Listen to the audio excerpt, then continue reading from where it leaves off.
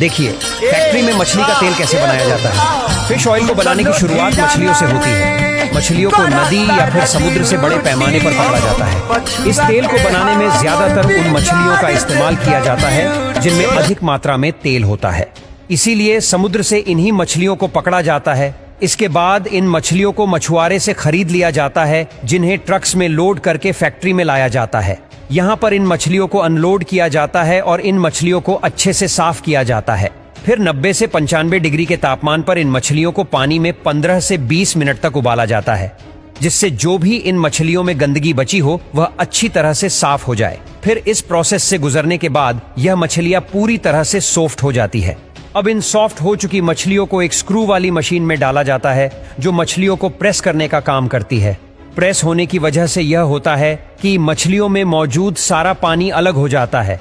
इस प्रक्रिया के दौरान जो बचा हुआ हिस्सा होता है उसे एक अलग सेक्शन में इकट्ठा कर लिया जाता है, जिसे एक तरह का केक कहा जाता है।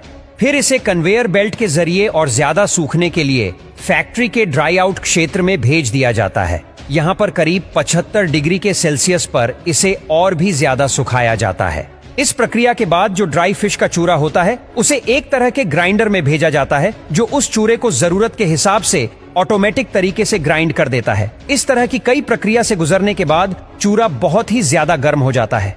इसीलिए इसे कुछ देर के लिए टेम्परेचर रूम में ठंडा किया जाता है। ठंडा हो जाने के बाद इसे अगले सेक्शन में भेजा जाता है, जहां पर इसमें मौजूद जरूरी और गैर जरूरी पार्टिकल्स को अलग कर लिया जाता है। इस दौरान जो जरूरी पार्टिकल्स होते हैं उन्हें भी चेक किया जाता है। इन पार्टिकल्स को वही लोग चेक करते हैं जो बहुत ही ज्यादा अनुभवी और जिम्मेदार लोग होते हैं। चेकअप के दौरान छोटी मोटी कमियों को भी बहुत ही सीरियसली लिया जाता है और प्रोडक्शन के दौरान ही सभी कमियों को तुरंत दुरुस्त कर लिया जाता है। अब बारी आती है उस लिक्विड की जिसे शुरुआत में प्रेसिंग मशीन के द्वारा अलग किया गया था। अब इस लिक्विड को अच्छी तरह से फिल्टर किया जाता है, जिससे इसमें मौजूद सॉलिड पार्टिकल्स अच्छी तरीके से निकल जाए।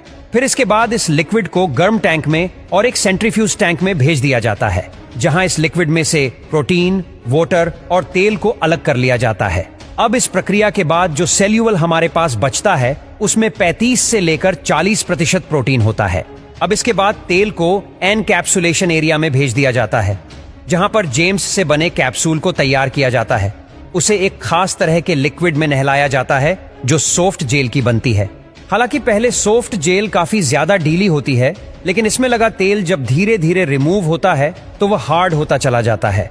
फिर इन कैप्सूल को उठाकर अच्छे खासे वक्त के लिए सूखने के लिए छोड़ दिया जाता है।